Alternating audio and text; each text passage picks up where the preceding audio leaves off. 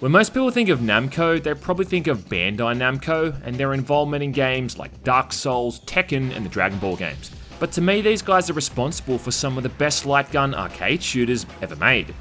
Growing up, I was a huge fan of the Point Blank series, and there was just something about the cartoonish art style and that high skill ceiling that I just found really appealing. But it was the Time Crisis series that really got me hooked onto the genre, and I also think that's what's partly responsible for my interest in first-person shooters as well.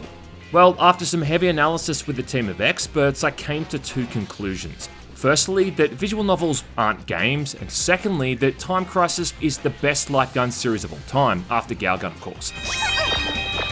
At a time when remasters and remakes are all the rage, it kinda seems odd to me that they haven't given this series the same treatment, considering how awesome a lot of these games are and how there's still a pretty hardcore fanbase.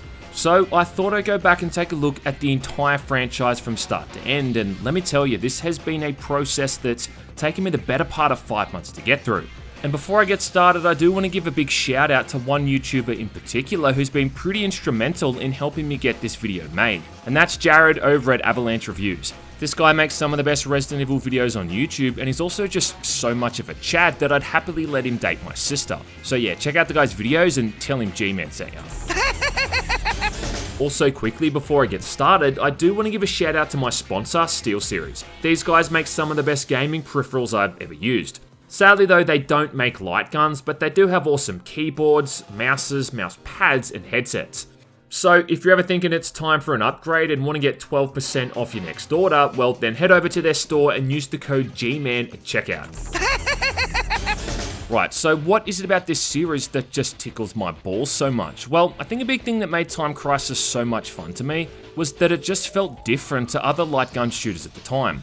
I mean, the main comparisons are pretty much the Virtua Cop games and Lethal Enforcers, and that came out a couple of years prior. Virtua Cop Elite Edition! But they were games with largely static and slow moving backgrounds. That's not to say that Virtua Cop was bad. I mean, those games definitely had their place, but they also kind of felt like games that were designed to make the player lose and lose quickly. They'd use cheap tricks like putting enemies on the edges of the screen to prey on arcade cabinets that didn't have their guns calibrated properly. Not to mention, you also had to watch out for civilians in both those games, which would run out into the line of fire constantly. Time Crisis though was completely different. I mean, for starters, it was a lot more fast paced. Yeah, the clue's in the name, Time Crisis. You're constantly battling against the clock here, having to kill everyone before that time runs out. Once everyone on the screen is dead, you get a bit more time added to the clock and then move on to the next area. Action! It really felt like you were taking part in this huge blockbuster action movie. In fact, the game would literally shout action when you could start shooting. Action! But more importantly than that was the cover-based mechanic. You see, unlike in Virtua Cop where you were just a sitting duck most of the time, the big new addition was that in Time Crisis you could pop in and out of cover. Now this served as a means to reload your weapon, but it also protects you from being hit. In the arcades, the cabinets had this very easy to use pedal system. You hold down the pedal to pop out and let it go to hide back in cover. It was seamless and it was easy to use, and it's a system that every game in the series has adopted. Now, Machine gun! And on top of all of that stuff, the gun controllers had actual recoil. Whenever you fired a shot, the gun would jolt and the slide would move back, simulating firing a real pistol. What's cool too is how you can track all of these mechanics and features they'd implement across the entire series. For starters, pretty much every game has the same basic enemy types. Enemies were largely recognizable by the color of their clothes, which made it instantly clear to the player as to what kind of threat they posed, right? I mean, just in the first game alone, you had either blue, brown, or red enemies. The guys in the red were the worst ones, they'd pretty much always hit you. But then it also had guys that threw grenades, there's guys with machine guns, there's guys with bazookas, and I think it's a bit of a testament to the simplicity of their design that you knew as soon as you saw them what you're up against and could adapt accordingly. But you know what? I think to do this series justice, you've really got to break the whole thing down, one by one. Be my guest and let me entertain you! Which is exactly what I'm going to do, starting with the first game that kicked the whole thing off. Time Crisis.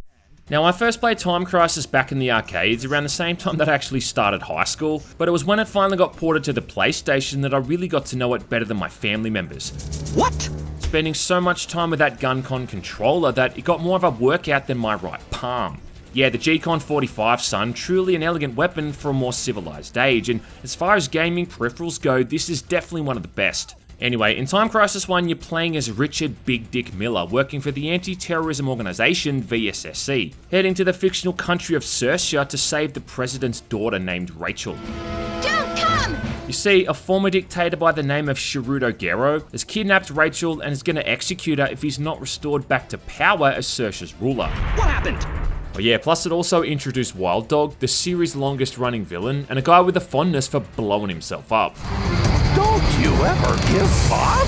VSSC are obviously pretty confident with Miller's skill set because they send him in alone with nothing but the coolest looking leather jacket of all time and a pistol that never runs out of ammo. Now the PlayStation port is the faithful adaptation of the arcade version, only it just looks considerably worse, which is kinda due to the limitations of the console. Never mind. Obviously it also lacks a pedal, but what you could do was plug in a second controller and then use that as a makeshift pedal, by pressing your toes down on any one of the 4 main buttons. You get the kind of explosive opening that you'd expect from an old action film from the 90s. I mean, Miller doesn't even try to sneak onto the island with any kind of subterfuge. He just starts shooting people and running around without a care in the world. I mean, the set of balls on this guy just must be huge. Don't come! The opening level starts off in a submarine bay, where about the only thing you want to look out for is this crate of explosives that takes out all the nearby enemies at once. Then you're on the surface for a bit, shooting guys jumping out of choppers, followed by another explosive crate, which is like this game's version of Red Barrels. After a bit of a psych out where you think you've found Rachel, you're now up against the first boss. Don't come! It's a trap! A dude named Moz armed with metal claws who hops around the room backed up by a few of his boys. He's not that hard to beat though, and he only takes 3 bullets before going down faster than jello shots at a 21st birthday party. He's even nice enough to tell you that Rachel's been taken to the top of the clock tower, and Richard signs off the conversation by just punching the dude right in the face. I mean, a simple thank you would have probably sufficed, Richard. The second level starts off with some pretty cool point-blank range gunfights. Then you're outside again, taking on a few more Moz clones before ending up in a museum, destroying countless works of art in the pursuit to find someone else to punch in the face. The final part of this level has you moving across a bridge as guys start swinging in on ropes. Then you climb this large staircase, followed by a pretty cool scripted moment with a working mirror. Yeah, from the good old days in video games when mirrors actually reflected things, you know, instead of just looking like a smeared butthole. The boss for the second level is Shirudo, who jumps all over the place with his stupid looking cravat, throwing knives as he pops out of cover. He's pretty easy to beat though, and after a few shots you gun down this mama's boy like the bitch he is. At this point, Wild Dog shows up, and yeah, get used to seeing this guy because he's going to be around for the whole series. And although his boss is now deader than a doornail, for some reason he decides to kidnap Rachel anyway. I mean, you've got to admire this guy's determination at being a villain. Like an absolute Chad Miller than pursues, jumping off the side of the building from such a height that, I mean, realistically, his knee should turn into liquid. But there's no time to analyze that, because we're in the final level. Get it! Surprisingly though, this last level's actually not too bad. You have to watch out for a few artillery guns and a chopper, and then you're inside the factory from the first Terminator film, where there's also pieces of machinery that can hit you if you're not careful. For the final part of this stage, you get to move through Seth Brundle's lab from The Fly, and seriously, did those machines not look familiar to anyone else?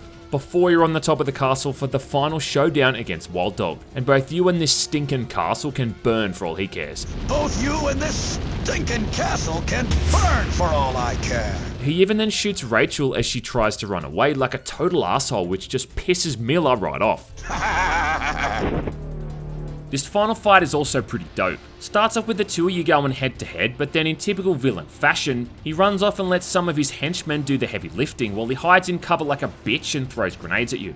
And I always thought it was a nice touch here how during this boss fight, Richard looks back to make sure that Rachel is okay. Once this final platoon of mindless bad guys is gone, it's just the two of you head to head again. At which point he turns into the nothing personal meme and starts teleporting all over the place.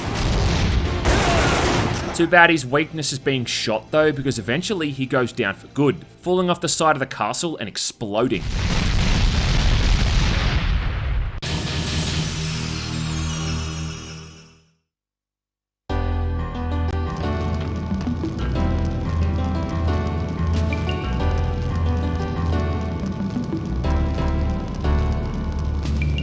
And then that's it. Miller picks up Rachel and the two of them fly off the island and into the sunset, as the crumbling remains of the Garrow dynasty burns off in the distance. Nice.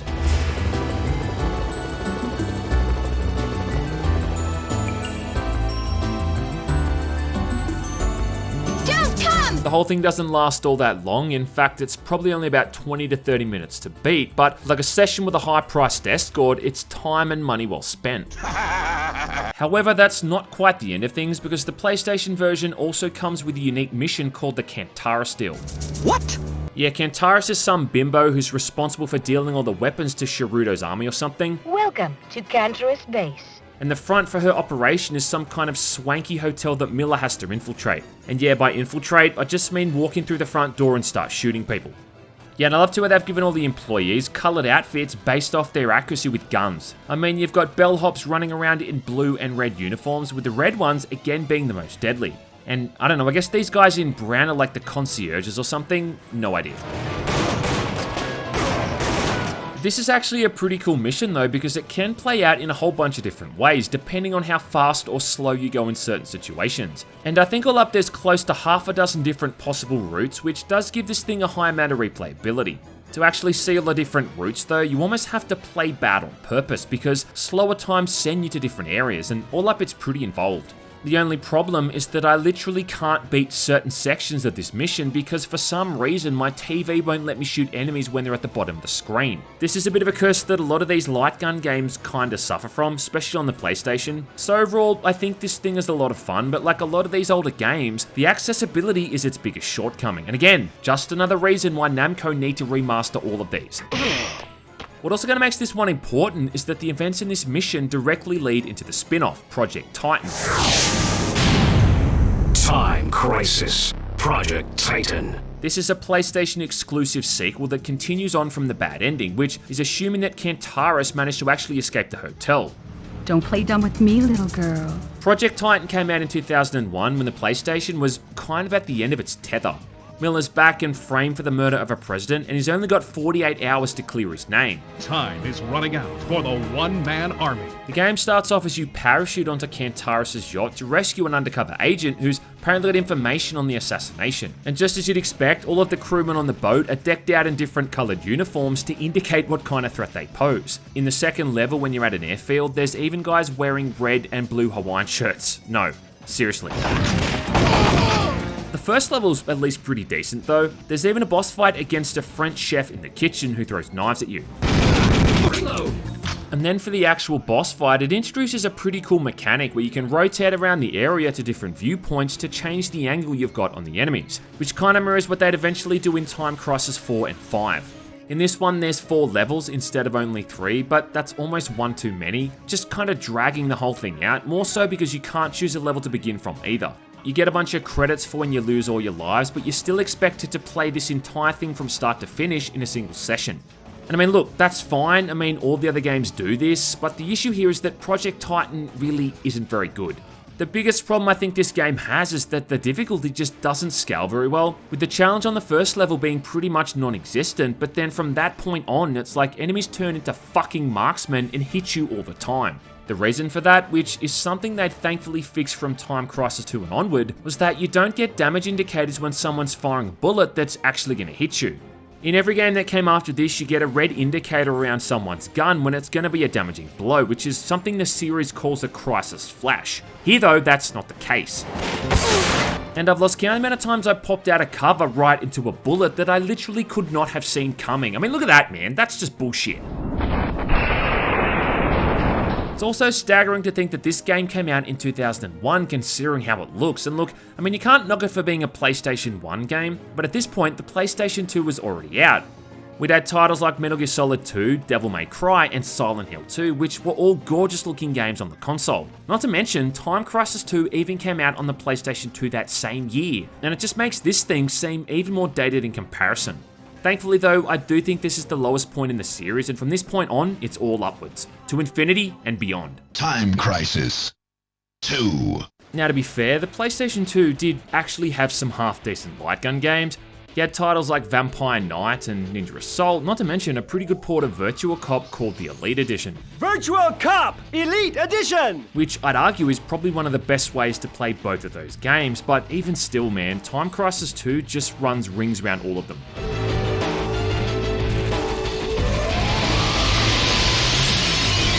Yeah, this one right here might be my favourite game in the entire series, and there was a point where I played this thing so much at my local arcade that I could finish it without taking a single hit. When it also got ported to the PlayStation 2 in 2001, it was another game that spent more time in my dish tray than my balls did in your mum's mouth.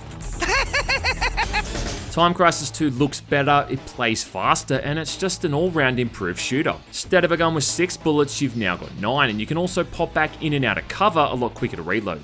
It also has what I think is one of the best soundtracks in the entire series. So not only did this bring back everything that made the first one so good, but it also added in 2 very important mechanics, both of which would become staples of the series from this point on. Firstly, it included those red crisis flash indicators when someone was about to hit you, which elevated the game from just being about shooting enemies as quickly as possible, and made it now about actual skill and reflexes. But secondly, and I think more importantly, it introduced co-op play. Yeah, this thing was outright designed with 2 players in mind. In the arcades, it was basically just 2 cabinets side by side, with each player having their own pedal and separate screen to look at. The only problem now is that when playing this on the PlayStation 2, unless you've got a huge ass CRT TV, the screens for both players during the co-op mode is going to be about the size of a matchbox. But in the arcades, where it was intended, this whole thing worked perfectly.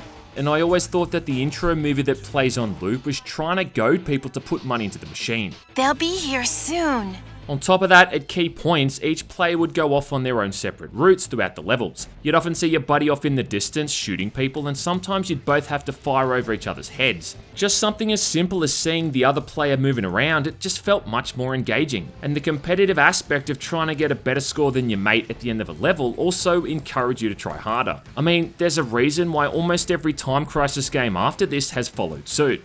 If Time Crisis 1 was Commando, well, Time Crisis 2 is Lethal Weapon, the ultimate buddy cop shooter bringing the kind of over-the-top action that only Namco can deliver. Yeah, son, they definitely dialed things up for this sequel. You got speedboat chases, there's a shootout on a train where you even leap across the tracks to an adjacent carriage, and you'll be taking on a missile and laser-armed satellite for the final fight. It's awesome. This time, Big Dick Miller's taken a sabbatical and you're playing as either Keith Martin or Robert Baxter. Both these guys work for VSSC and they're going up against Neodyne Industries led by a guy named Ernesto Diaz, who's apparently launching a meteor satellite into space. This is a monumental achievement. But it turns out it's actually a nuclear satellite he plans to sell off to the highest bidder. What a dick.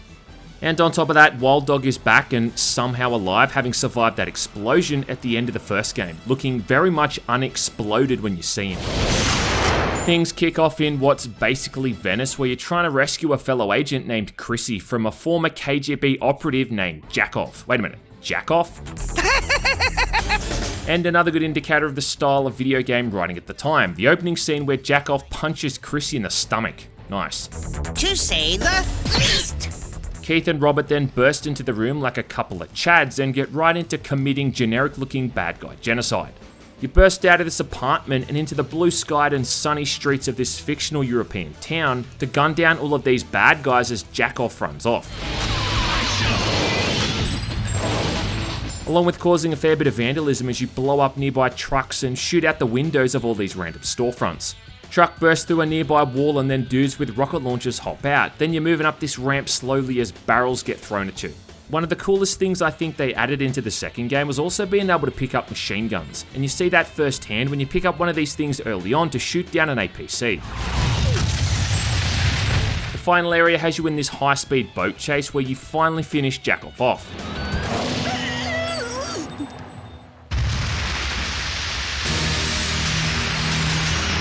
The next level, you're in a forest shooting bad guys as they run in between the trees, and if you felt bad for missing out on the machine gun in the first level, well, don't worry, because this time both players get one. This time another APC needs to be put out of commission, along with avoiding a falling tree. The second area of this level I think is one of the best in the game. It's a good old-fashioned train chase. You both haul ass to hop onto the back of this train, trying to catch up to this level's boss, a big-ass dude named Buff Bryant. No, that is literally his name. This whole segment though is just awesome, man. You've got to dodge all these poles as you stick your head out of the carriage, hopping across to the other side to help out your bro, all whilst you've got guys shooting you from both trains. This was the point right here, I think, in the arcade when most people would have run out of their original lives and be staring at that game over screen.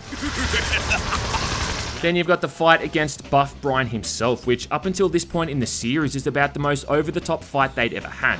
It's time for you to say goodbye. Starts off with him just shooting at the players with a chain gun, with only one person able to hit him at a time. But then he eventually cracks the shits. He hops out of the turret and picks up a missile to use it as a goddamn battering ram. Yeah, nah, he just outright picks this thing up like it's nothing and starts swinging it around like an absolute madman. After that, he hops onto a chopper and fires at you from a distance with the chain gun before you finally finish this guy off and he clumsily blows up the chopper he's in like a complete dumbass.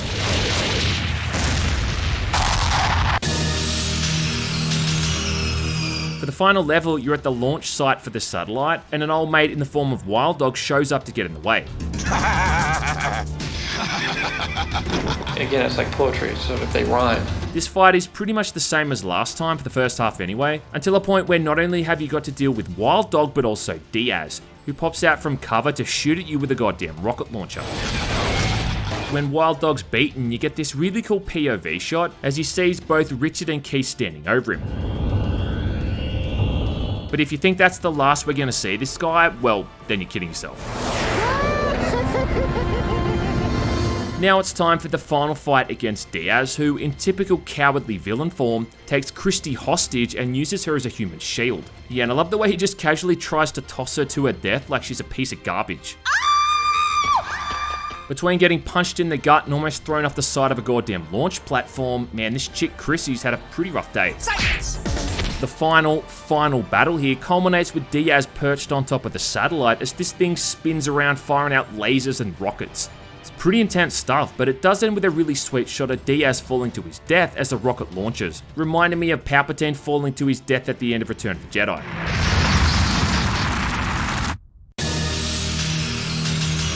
Then once he's dead, Keith, Robert and Christy head off into the sunrise as that Namco logo flashes on the screen, the mark of quality. All up, Time Crisis 2 makes some pretty minor changes to the mechanics of the first game, but they're changes that end up having a huge impact on how the whole thing plays, and that's probably the reason I think why this one is still my favourite. Silence!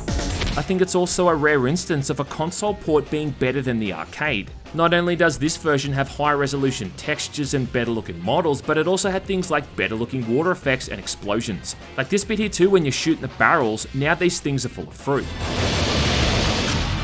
The PS2 version's also got some pretty cool extra content as well, like being able to unlock a machine gun to use when playing through the arcade mode, along with more powerful infinite ammo, and even a goddamn wide shot, which is basically a shotgun.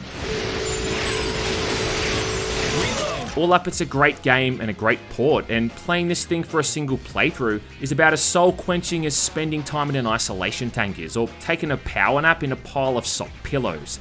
It set the foundations and the core mechanics that the rest of the series would implement and build upon, and it's still one of the best buddy arcade experiences you'll ever have. So if by some miracle you see a cabinet for this thing at an arcade somewhere, well, do yourself a favour and spend some time with it. Time Crisis 2. Your project is going down in flames. Next up, we've got the third game in the series, Time Crisis 3, and this thing was first in the arcades in 2002 before making it to the PlayStation 2 in 2003. Time Crisis 3. This is the first game in the series to not be developed by Namco. This time it's a developer called Nextech, and that difference should be obvious right away considering just the difference in tone this one has. Uh-oh, over there. This takes place somewhere in the Mediterranean where a dictator's taken over this island, and then VSSE agents Alan and Wesley have been sent in to stop him. Oh my god. Aided by a girl named Alicia who kinda looks like a poor man's Riku from Final Fantasy. You're out of your mind. Still though, where it matters, this is good old-fashioned arcade shooting at its finest. Follows the same level structure as the previous games. You've got 3 levels broken down into 3 areas, with the third area always culminating in a boss fight. It's pretty similar to Time Crisis 2, aside from 2 big changes. Firstly, now you've got actual weapons to choose from, aside from just the pistol. When you're in cover, you can swap between a machine gun, shotgun, and a grenade launcher, though you probably want to save that last one for the bosses. There's moments throughout the levels where different weapons definitely work better than others, and there's even yellow enemies mixed in with the normal ones which when killed drop extra ammo. It's a pretty simple concept, but it actually works really well during gameplay, and going ham with the machine gun or the shotgun is pretty damn satisfying. Machine gun.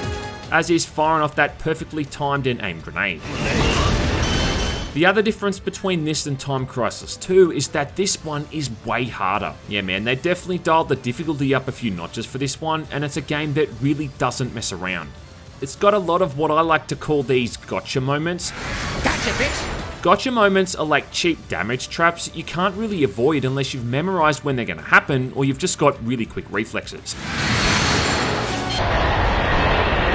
It's also a lot longer than the second game, which I think also adds to it. Time Crisis 2 maybe takes anywhere from 15 to 25 minutes to beat, but Time Crisis 3 is upwards of 40. What? The first level's not too bad, but from about the second level on is where they just really ramp things up and they just start throwing some serious bullshit at the player.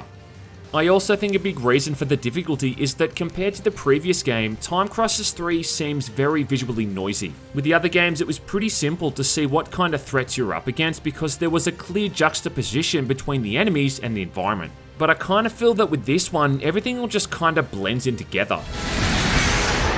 I mean, look at that, the Crisis Flash was pretty much covered up by that fire effect, like that's not fair.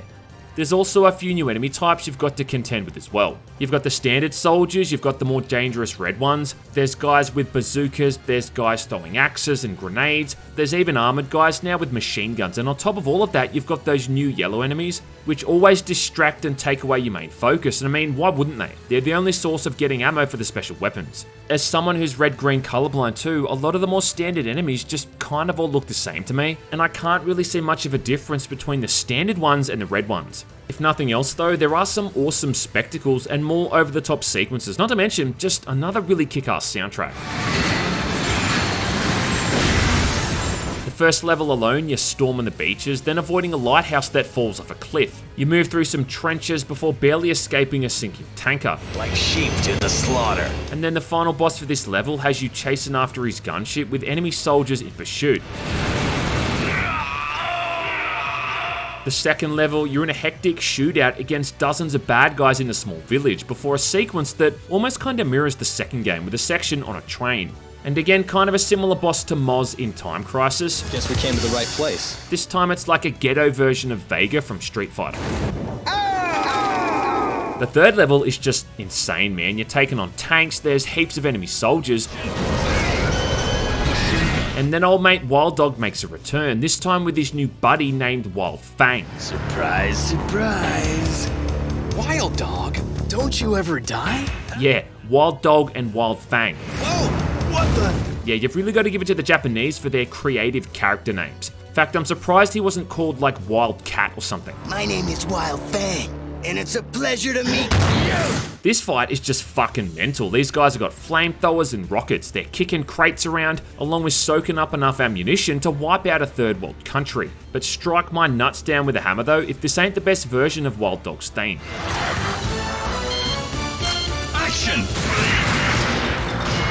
And this isn't even the final boss of the game. The final boss is that evil dictator Giorgio Zod, who seems to have some kind of innate ability to fly all over the place, and this guy holds nothing back. That is once you actually get to him, because you still got to fight your way through a final gauntlet of enemy soldiers before you can even take him down one-on-one.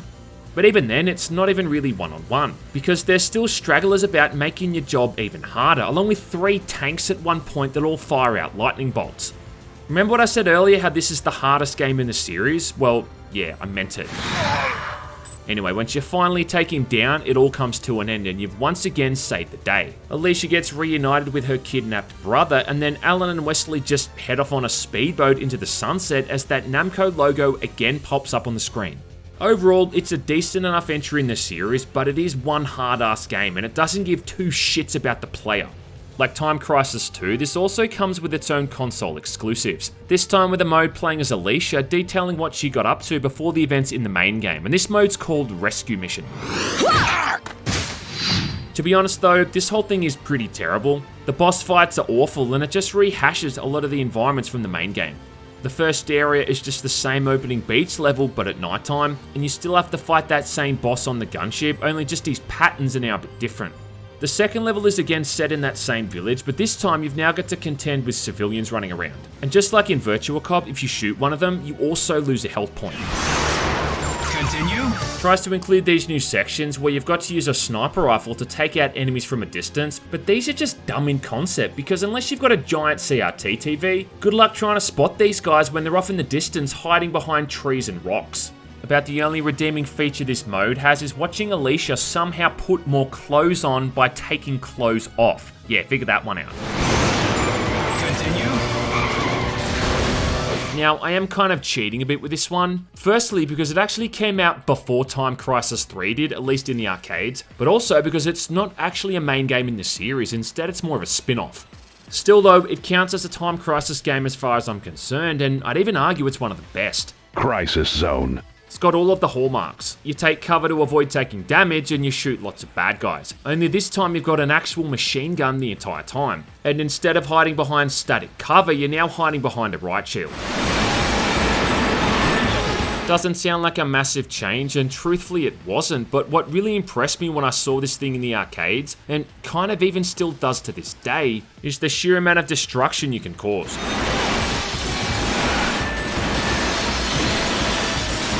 Crisis Zone takes place in a shopping complex in London called Garland Square that's been attacked by terrorists. Yeah, big surprise. So you gotta go through these 3 separate zones and take them all out. And along the way, you're gonna cause some pretty serious property damage. Yeah, in case you haven't already noticed, you'll be shooting the absolute shit out of all of these environments. The first level's Dry Creek Plaza, which is a shopping mall where you just kind of move from store to store, clearing house, and you'll notice pretty quickly just how amazing the chaos in this thing can look. I mean, even stuff like glass dynamically breaking depending on which point you shoot it. It was really advanced for the time. You've got magazine stands, there's TVs, cans and bottles, and it all just breaks apart under gunfire. Remember that scene in the Blues Brothers when Jake and Elle would drive through that shopping mall? Yeah, well it's kind of like that but with a machine gun. This place has got everything. This first level definitely I think shows it off the best. You move through an art gallery and can shoot up all of these statues, smash vases and knock paintings off the walls. In the second level there's pillars that enemies are going to hide behind, and you can just outright shoot these pillars to bits. The third level's in an office complex, and you don't need to play many video games to know that automatic weapons and officers go hand in hand with awesome gunplay. About the only thing in the series that comes close to beating this, I think, is Time Crisis Razing Storm, which in a lot of ways feels like a bit of a spiritual successor to Crisis Zone, but we'll get to that one later on. We're not there yet? Instead of having to play the levels in order from 1 to 3, you can now instead choose to play them in any order you want, kinda like the Virtua Cop games. Virtual Cop Elite Edition! And then when all 3 levels are finished, you go to the final stage to fight the end boss. I also reckon this has some of the better boss fights in the entire series. The first one's against a giant tank and you gotta shoot this thing apart bit by bit, from its missile launchers, its cannon, right through to some chain guns. The second one's against a bunch of attack choppers, which kinda reminds me of the Hind D fight in Metal Gear Solid. And again, it's pretty fun and requires some quick reflexes and precise aiming. Then the third fight's against 2 guys at once. It's like Ornstein and Smaug all over again. Nobody can defeat us! One of them's a big fat asshole and the other's a more nimble, smaller, agile type. Almost every other enemy type in the game's also got a health bar, which requires sustained gunfire to put them down. Otherwise, it might have been a bit easy if you could just spray wildly and kill everyone in a single hit. Overall, I think it's a much more balanced and enjoyable game than Time Crisis 3, if only because it doesn't constantly feel like it's throwing some goddamn bullshit at you. About the only thing I don't like with this game are those melee guys, and the reason for that is because the gameplay loop in this is all about shooting things as much as possible, and then ducking behind your shield whenever you hear that damage notification sound. The thing is though, the melee guys don't make that sound. They just kind of pop out of nowhere and then take a chunk out of you. And it's almost like they've tricked your brain into thinking one way, but then punish you for it by throwing these guys at you unexpectedly. I just feel like this is the kind of thing that you'd only know about the more you replay the game. And I think it's why I almost always seem to take a hit from these guys. The PlayStation 2 version again gets its own unique mode with its own campaign called Grassmarket District, with the main bad guy this time being someone who kinda looks like a villain out of Metal Gear Solid, who's kidnapped Heather Mason from Silent Hill 3 and is keeping her hostage at like a hotel pool somewhere. Hey, mister. You'd better get ready. You start off moving through the city streets, shooting up a fruit store and then a butcher, before the first fight against a tank that's equipped with some kind of stealth camo. The second level again shows off some pretty awesome particle effects, as you're moving through a hotel and even a casino at one point to save this hostage. The fight against the next boss though is kinda lame. I mean, he spends the entire time flying around on a jetpack with a bunch of guys who kinda look like Jango Fett. And this is honestly probably one of the worst boss fights in the entire series, and the way these guys just zoom all over the place kinda gives me motion sickness. Then when you beat him, he's got the brilliant idea of trying to escape by driving a boat in a straight line out into the middle of the ocean. Yeah, good one. So overall, like the rescue mission in Time Crisis 3, it's really just a bunch of half-assed extra levels and nothing to really write home about. Didn't I tell you? I told you you'd lose. But beating this mode is kind of important because it unlocks the option to play through the base game and select alternate weapons like in Time Crisis 3. Yeah, you can unlock a pistol and a shotgun to play with, and the shotgun lets you cause even more physics havoc than before. It's awesome. You can even get access to more unique weapons like a grenade launcher and even a goddamn Gatling gun.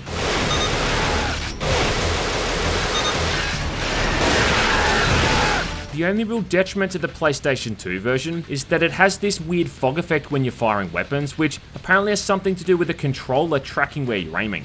It does also look a lot different in style to the arcade game. The arcade version looked a lot more cartoonish, whereas this one, again like Time Crisis 3, is trying to look a bit more detailed and realistic.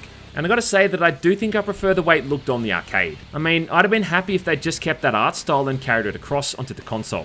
Apart from that though, this is a pretty damn solid console port and also a pretty damn solid game, and I'd say it's my second favourite in the whole series. After Time Crisis 2, obviously. Continue. At this point, we're pretty much in the home stretch with Time Crisis 4, which was originally released in the arcades in 2006 and then ported to the PlayStation 3 in 2007. Enough already. Much like the other games, it's best played with the light gun, but the only controller that works with this original version is the GunCon 3. And yeah, therein lies the problem, because getting one of these things nowadays is expensive as shit. I've seen a few of these for upwards of $100 on eBay, but even then, you still need to make sure they come with the sensors, or else it won't work on your TV. And I think you'd have a better chance at finding the Mothman, Sasquatch, or photos of your mum with her clothes on. Enough already. I also think this is really one of the ugliest peripherals ever made, and I just don't know what the hell Namco was smoking when they designed this. Luckily, someone at Namco probably realised it wasn't a good idea, especially when you consider that Time Crisis 4 is the only game that supports this thing. So in 2010 it got re-released alongside Time Crisis Razing Storm, which thankfully supports the much more accessible PlayStation Move controller. I can't believe it. Then just pop that Move controller into one of those gun attachments and you're good to go. The only problem is that this version doesn't include the game's original opening, which sets up the entire premise. Time Crisis 4. Anyway, the plot for Time Crisis 4 takes place in California, where VSSE agents Giorgio and Evan, who kind of look like former members of some kind of 80s rock band, are investigating a terrorist organization that's using a biological weapon called terabytes. Thanks for rolling out the red carpet, guys. Instead of being aided by Alicia, this time you're helped by a dude named William Rush. I'll explain later. And then on the radio giving completely useless information is Elizabeth Conway, who you've only seen the intro cinematic for all of 3 seconds, and then she shows up at the end of the game for a similar time period. Gameplay wise, the whole thing's pretty similar to Time Crisis 3. You still pop in and out of cover, swapping back and forth between the different weapons: the pistol, machine gun, shotgun, and grenade launcher. Let's take care of them before the reserves get here. This time though, there's enemies that you'll need to use these weapons specifically against. At key points you get attacked by crawling swarms of terabytes like these little beetles that go down easier with the machine gun. Here, use this. Then there's flying swarms that are more suited to the shotgun. They even latch onto the screen if you take too long to kill them because, yeah, that's fun. Okay, keep it up. The only real new mechanic here is that you've also got these short events where you need to hold out in some kind of barricade, aiming left and right across 2 or 3 different viewpoints as enemies try to rush you. And the only problem is that these kind of feel like they've been designed for 2 players, so when you're going solo, it is kind of hard to keep up at times. I'm almost ready, hang in there. Still though, Time Crisis 4 is a pretty dope game, and aside from some questionable fashion crimes from our 2 protagonists, it's another solid arcade shooter. The first level takes place in an airport, and I don't think there's ever been an airport level in a video game that I haven't enjoyed. After that, you're in an office complex shooting up terabytes with a machine gun before a section where you've then got to hunker down in a barricade. Next, you're airborne with your finger on the trigger of a mounted machine gun as you're flying through the city streets at the speed of light, shooting back at enemy choppers and tanks on the ground. That's impossible! The boss for this level again kind of feels like something out of a Metal Gear Solid game, where it's a standoff in a cordoned off city street against a hooded guy armed with a giant rifle. You've got to shoot tram cars and dodge vehicles this guy starts throwing at you using his grappling hook. Mission complete. The second level starts off with a pretty cool section inside a cave where your gun also doubles as a flashlight, illuminating the darkness so you can see where all of these enemies are hiding. There's a bit of a weird sequence where you got to pull yourself out of some quicksand, followed by a pretty lengthy shootout in a forest. At one point you've even got to avoid shooting Rush as he dangles and swings from a tree. The boss fight for this level is like a scene from a cheesy action film. It's against a huge ass roid muncher named Jack Mathers, along with a bunch of praying mantis terabytes that come after you as well. Where's your patriotism? First half of this fight is pretty standard, but about halfway through it, your buddy Rush starts getting into an outright wrestling match against this guy. Shoulder back toss! Reload. Complete with live commentary from Elizabeth, even down to listing all of the moves he's pulling off. Danger. Body slam! When you finally put enough bullets into this guy, of which it's gonna take dozens, he gets given a Mortal Kombat style uppercut and laid the fuck out. You're finished! Yeah, stay there, bitch. And then for the final level, as you'd expect, they hold nothing back, and this is just non-stop action from the get-go. As soon as the mission begins, you're in a chopper again. This time though, instead of a machine gun, it's an automatic cannon. And the only thing that annoys me about this section is that because of that color palette, I found it really hard to spot those crisis flashes when I was getting shot at.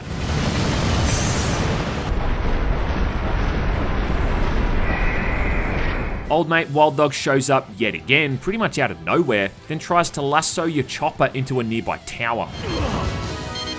He then runs into some kind of warehouse, and then from this point on, your finger's gonna get a hell of a workout.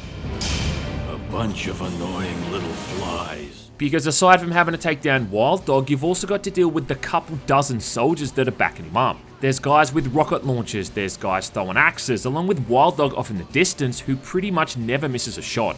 For the end of this, it's like he's gotten the gravity gun from Half-Life 2 or something and starts throwing around all of this crap like a complete asshole.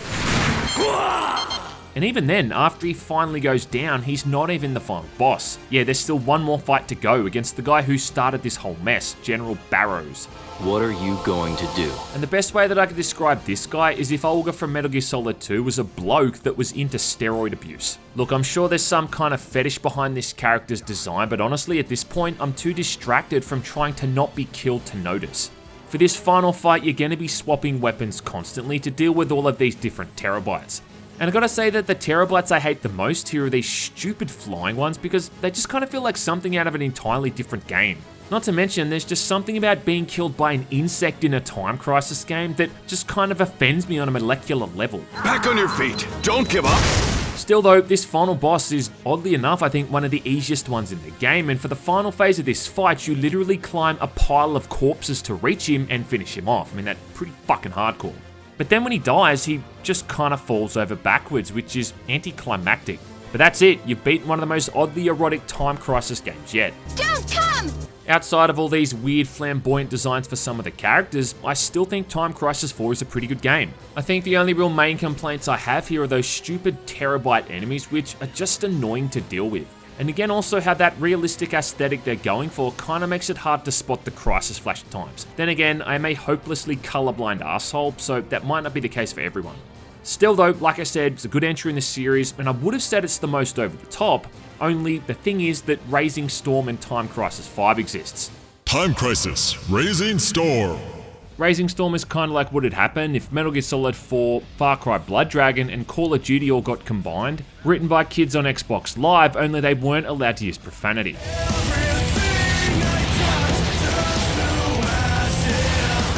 I mean, consider this, in the opening cinematic alone, someone took the time to add in boob physics. No big deal. Which is even funnier when you consider that that's the only time we see female NPCs, I think, in the entire game. I mean, it's not grounds for a Nobel Peace Prize, but whichever king spent the time adding that feature in deserves a commendation at the very least. Razing Storm is again like Crisis Zone, a spin-off as opposed to an actual main entry, not to mention it's also basically just Crisis Zone on steroids. Much like Crisis Zone, instead of taking cover behind walls, you've got a shield that you pull up to protect yourself, along with a machine gun instead of a pistol. There's no selectable weapons like in Time Crisis 4, but you do get a cluster cannon and a rocket launcher at key points in the game. Lastly, instead of 3 levels, there's now 4. In this one, you're playing as Alpha 1, or Alpha 2 if you're the second player, in South America during a revolution, and your job is to track down the leader of a rebel group that's attacked the United States. You'll forget about that story pretty quickly, Sonny Jim, when you're shooting dudes through solid walls of concrete. And yeah, the amount of carnage you can cause in this game might be the most I think I've ever seen in any single video game. You can shoot through almost any surface. You can shoot cars, you can shoot exploding barrels, you can shoot the signs off the side of buildings. It is absolutely ludicrous, and it's awesome.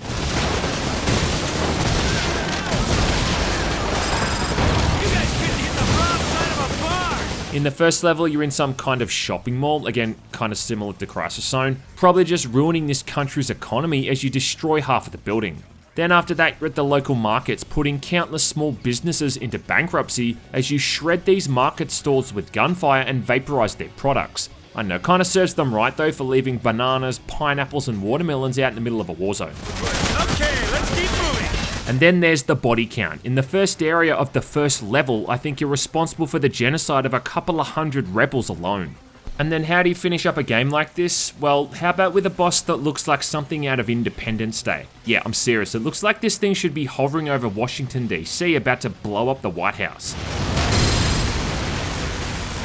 Razing Storm also just has such a tongue-in-cheek tone, which is what makes it so much fun to play. It's that kind of dude bro writing that was prevalent in military-themed shooters at the time, but it's the best kind that doesn't take itself seriously. Let's go over this again. Listen up. Hey, you listening? Hey, newbie.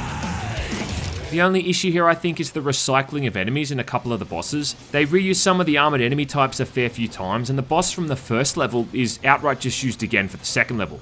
But I still think it has some pretty cool ideas. I mean, like in Time Crisis 3, there's a bit in the third level where you've got to use a sniper rifle to take out enemies on the other side of a building. The end of this level also has you firing a laser cannon down from orbit on a giant mechanical spider that's climbing up the side of a skyscraper. Yes, that's something that happens in this game.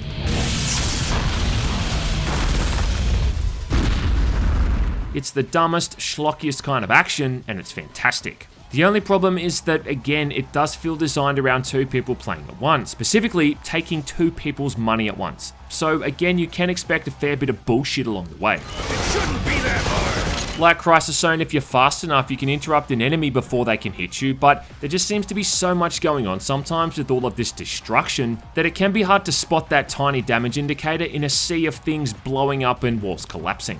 But as the last game playable on home consoles, this thing's a hell of a swan song, man. It's like ending a music performance with the fireworks display, you know, almost literally.